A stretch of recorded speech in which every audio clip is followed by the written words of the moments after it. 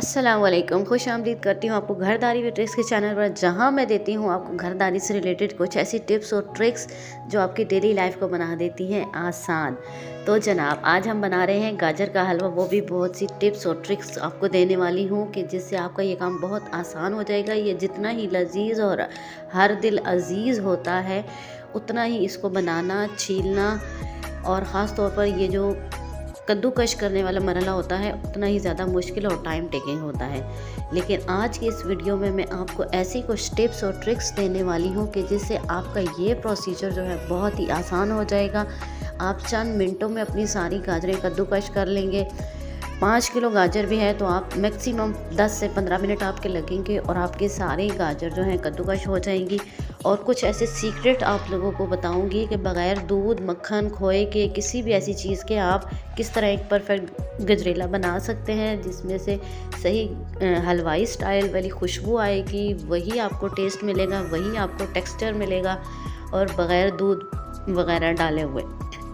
तो जनाब, वीडियो को स्किप करके कहीं मत जाइएगा, वीडियो को एंड तक देखिएगा। एंड तक आपको टिप्स मिलेंगी, ट्रिक्स मिलेंगी और आपकी लाइफ आसान होगी। चैनल पर नए हैं तो सब्सक्राइब कर दीजिएगा। वीडियो का जो स्टेप, जो पॉइंट आपको अच्छा लगा वहीं पर क्लिक करके लाइक ज़रूर कर दीजिएगा। अच्छा सा कमेंट करके मेरी हौसला अफजाई कर दीजिएगा। तो चलिए जनाब, स्टार्ट करते हैं अपना गजरेला बनाना। गाजरें मैंने छील ली हैं आधी। पीलर की मदद से छीलें तो बहुत जल्दी छीली जाती हैं बनिस्बत छुरी के। अच्छा जी, उसके बाद आता है, आम तौर पर लोगों के घरों में 90% मेरे हाल में लोग इसी तरह कद्दूकश करते हैं। इलेक्ट्रिक कद्दूकश वो जो होता है चॉपर, वो बहुत कम औरतों के पास होता है, बहुत कम घरों में होता है।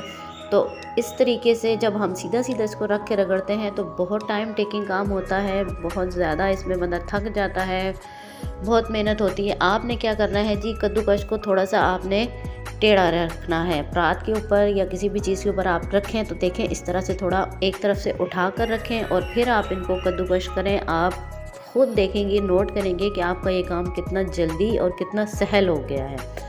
बहुत ही आसानी से आप सारी गाजरें चंद मिनटों में कद्दूकश कर लेंगे, उनको ग्रेट कर लेंगे। आलू हो, कोई भी चीज़ हो, आपने इसको ग्रेट करनी हो, कद्दूकश करनी हो, तो आप इसको, जो आपका ग्रेटर है, इसको आपने थोड़ा सा टेढ़ा रखना है और उस तरह आपका ये काम बहुत ही आसान हो जाएगा।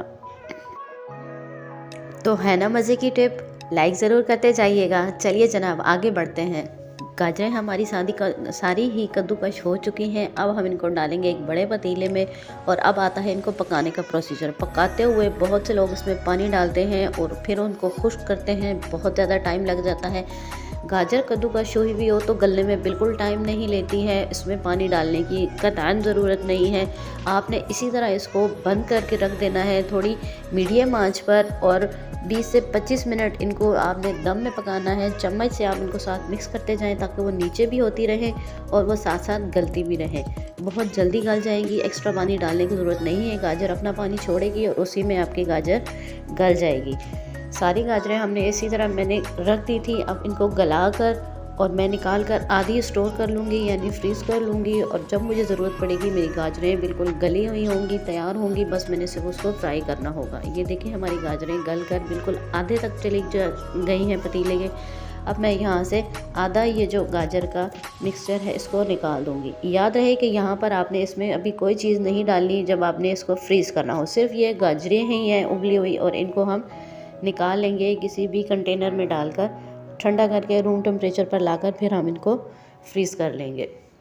सर्दी बहुत शदीद हुई है और इस तरह के खाने, मज़ेदार किस्म के डेज़र्ट्स बनाना तो बनता ही। आप लोग भी अपने घर में ज़रूर बनाइएगा और मेरी टिप्स को ज़रूर फॉलो कीजिएगा। अच्छा, अब आते हैं जी अगली टिप की तरफ। बहुत से लोग इसमें दूध वगैरह डालते हैं, खोया डालते हैं।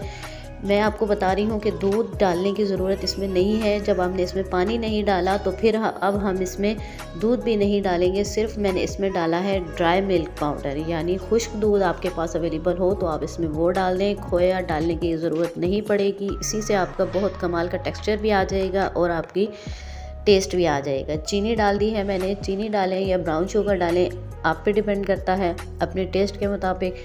इलायची मैंने साबुत डाली है क्योंकि पिसी हुई इलायची से टेस्ट ज़्यादा आता है और फिर जब वो मुंह में आती है तो बड़ी ही अजीब लगती है। मेरे घर वालों को बिल्कुल नहीं पसंद, इसलिए मैं साबुत डालती हूँ और फिर वो चुनकर निकाल देती हूँ हल्का सा फ्लेवर आने के बाद।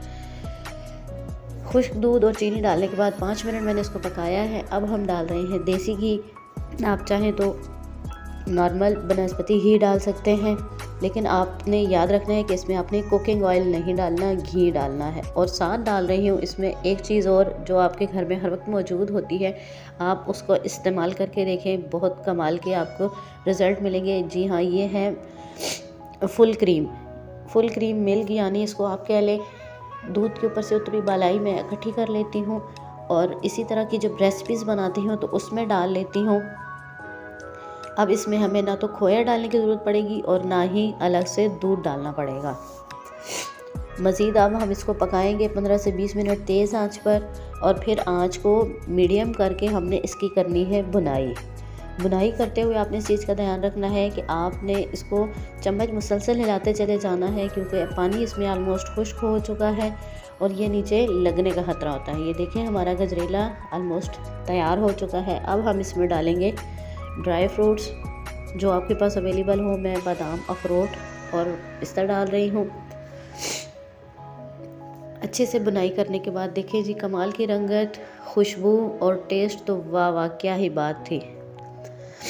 अच्छा सा गार्निश करेंगे और सर्व करेंगे। आई होप आपको मेरी ये टिप्स और ट्रिक्स अच्छी लगी होंगी। वीडियो अच्छी लगे तो लाइक ज़रूर कर जाइएगा, अच्छा सा कमेंट करके मेरी हौसला अफजाई कर जाइएगा, और कहाँ, किस शहर, किस मुल्क से आप मुझे देख रहे हैं कमेंट बॉक्स में ये भी ज़रूर बताइएगा। मिलते हैं किसी नई और वीडियो में कुछ नई टिप्स के साथ। अल्लाह हाफिज़।